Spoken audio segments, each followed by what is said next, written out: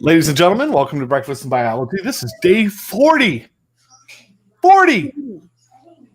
And yesterday we had 15 days left, so if I did my math right, we have 14 days left. 14 more, including this one of these, and it will be the end of the year, and that's just astonishing. I know. Day 40. Who's here?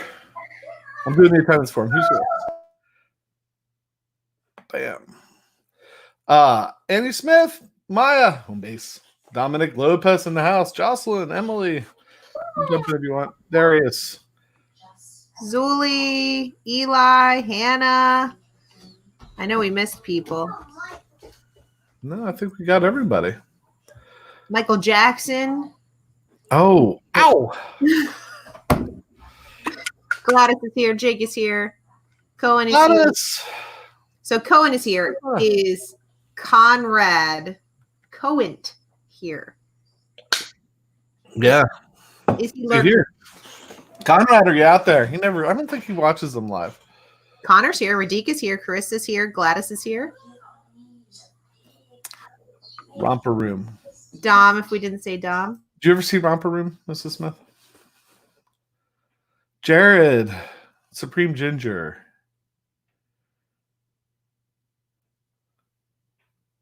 Did you ever see Romper Room? No. Alex is here. I have no idea what Romper Room is. It scares me.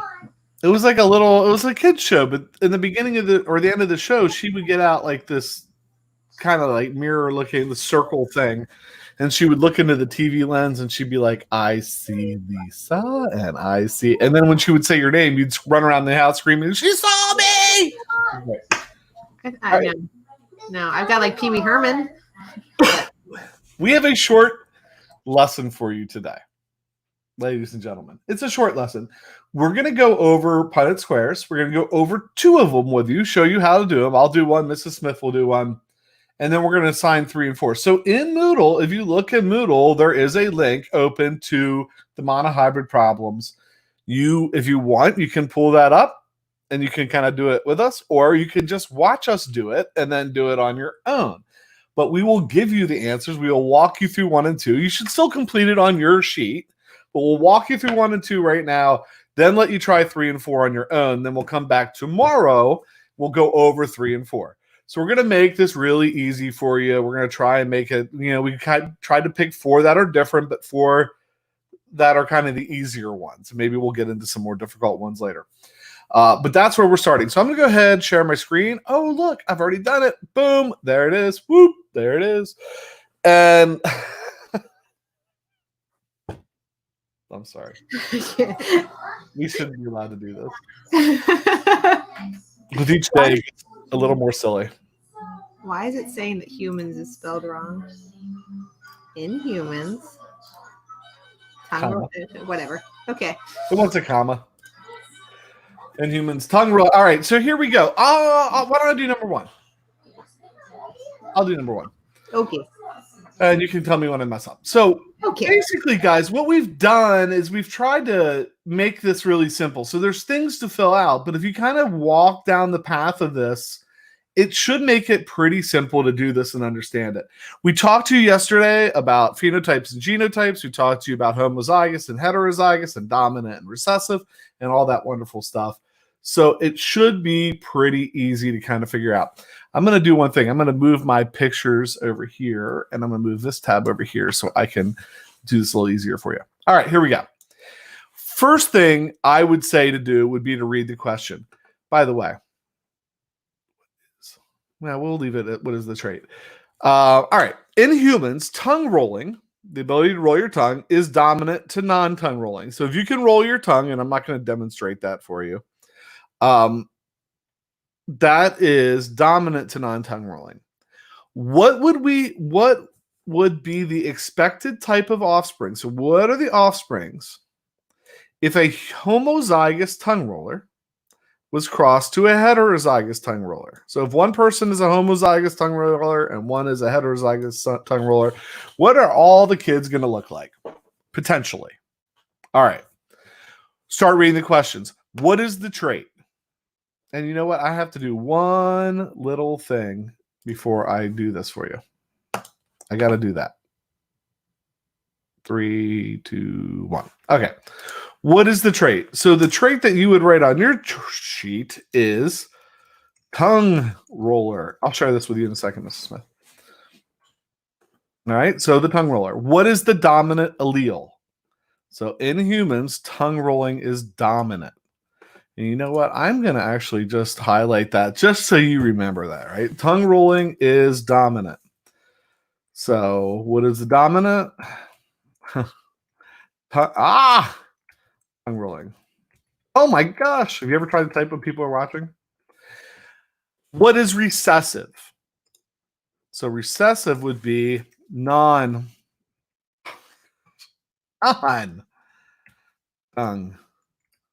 rolling. All right. We need to give those two things a letter. So advice here. Always pick letters with a capital letter looks different from the lowercase letter. It doesn't matter what letter you use. You can use whatever you want.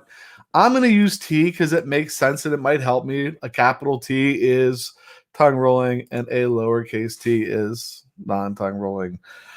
But always pick a letter that looks different. Why? Because when you're writing the letters, a capital P and a lowercase p look kind of close together. And if you have to write a lot of them, it just, trust me, pick ones that look different. All right, next question. What is the cross? So we have to figure out the genotype of each of our two individuals. So who are our two individuals? We have a homozygous tongue roller that we're just going to say is because we can. We'll say that's dad. Ooh, I don't like that. We'll say that's dad. We'll make dad blue. And we have a heterozygous tongue roller, and we'll make mom, not to be stereotypical here, but we'll make mom pink. All right, so. And it doesn't really matter because they didn't tell us who's a male and the female. It doesn't really matter. One thing we know is that you get a gene from your dad and a gene from your mom. So each one of these individuals is going to have two genes. So if you are a homozygous tongue roller, if you're homozygous, homo means same. And you're a tongue roller. And we said tongue rolling is dominant. So same. Big T, big T. Bam. Mom, heterozygous tongue roller. Hetero means different, but she does roll her tongue, so she has to have a big T, but then we know the other one is a lowercase t because they're different. You with me? All right. We said dad is blue, so I'm going to come down here to my Punnett square, and I'm going to double click on that. I'm going to put dad up here in the top. He is big T, and mom is big T, little t, and you should just be able to click on those squares and put in the letters. And then we just have to bring them together. So we bring square one down, big T. Bring this square over, big T. Bring this square down, big T. That one over, big T. Down, over, down, over. Boom. Done. Always make sure that the capital letter goes first. Yes, good. Right, lowercase letter first. If there's both of them in there, if it's heterozygous, make sure you write the capital letter first and the lowercase letter second. And then you have one more little thing to do to finish up. What are the genotypes and phenotypes? And this part is really easy, especially the genotypes, because you have your 4 possible genotypes here. So all you have to do is click here and put them in. Big T from that square, from the first square. Big T from the second square. Big T, little t from the third. Big T, little t from the fourth. And it really doesn't matter which. I mean, I kind of go 1, 2, 3, 4, but it doesn't really matter. Then we got to put our phenotypes. So in the chat, because all of these have a big T. I have 2 homozygous dominants and 2 heterozygotes. What are all of the offspring going to look like? In the chat. Good morning, Mr. Nibble. Nice to see you. Does it bother you, Mrs. Smith, that I have that one over one space? Does that symmetry bother you?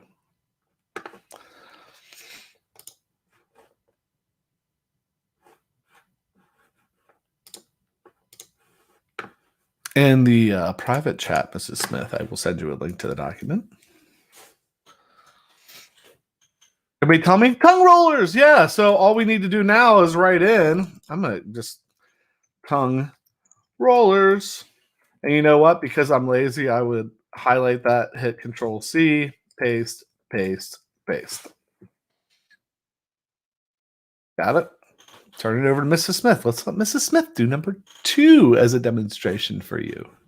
All right. So we're looking at number 2 for this one. So it says in a certain plant, yellow fruit is dominant to white fruit. So immediately I know that that's pretty important, that yellow fruit is dominant to white fruit. A heterozygous plant with yellow fruit is crossed with a plant with white fruit. Determine the probable offspring. So this one, it didn't specifically tell you for this second one whether it was homozygous, heterozygous, but using what we know, we should be able to figure it out. So let's start off with the trait first. Okay, the trait is just what is it talking about? So up top, it was, whether or not you were a tongue roller. So for this one, it's talking about the color of fruit. Is it yellow? Is it white? The dominant allele. Okay, so that means that yellow fruit is dominant to white fruit. So the dominant allele is the yellow. And the letter I'm going to assign to it is, don't like Y's because they look similar. I'm going to use, should I use an F for fruit? F for fruit. And the recessive allele is the white, okay, which is going to be a lowercase f. So now you have to think about the cross. So it says a heterozygous plant, okay, with yellow fruit, which makes sense because yellow is dominant. So a heterozygous plant. So this parent, if it's heterozygous, is going to be big F, little f. And then it says a plant with white fruit. So what is the genotype of that second parent going to be?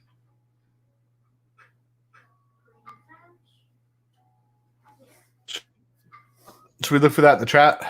Yep, looking for that in the chat. Genotype of the second parent, please. Well, Zula, you can't have only one allele. You have to have 2. You have to have 2 letters because we have 1 from each parent. Good, Maya. So we've got little f going in there because it's white and white is recessive. And in order to see the recessive trait, we need to have both recessive alleles. Okay, so we've got a heterozygous big F, little f crossed with little f. So if I go in here into my drawing, I'm just going to choose one for that parent to be. And so we'll make this parent, big F. Woo! I didn't mean to move that. All right, what did I do, Mr. Suitor? Back button, back. Terrible. Yeah, I don't see you doing anything. Okay, good. I see it. And little f. Wait, did you double click and open the drawing? Yes. I do not see that on the screen. I'm on the copy. Oh, you know what? Because you're on the copy, but we're showing my screen. Here, I'm going to double click on it. You tell me what goes in there. Now go ahead. Okay. All right. So then this one is going to be little f and little f for this one. So again, pulling down and pulling across. So we've got big F, little f here. Pulling down, going across, little f here. Pulling down and across, big F, little f. And down and across, little f. And so that is all of our Punnett square. So if I press save and close and we go back, we've got our Punnett square there.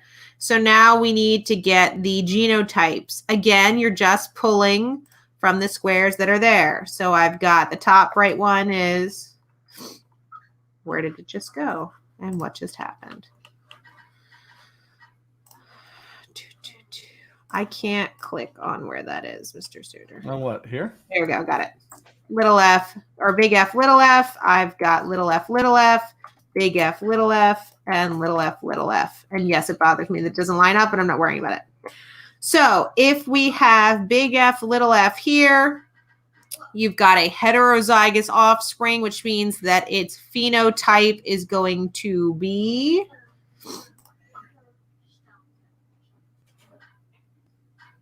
So the one thing Mrs. Smith and I would do differently there. He would have grouped them together. I didn't do it on purpose. Okay.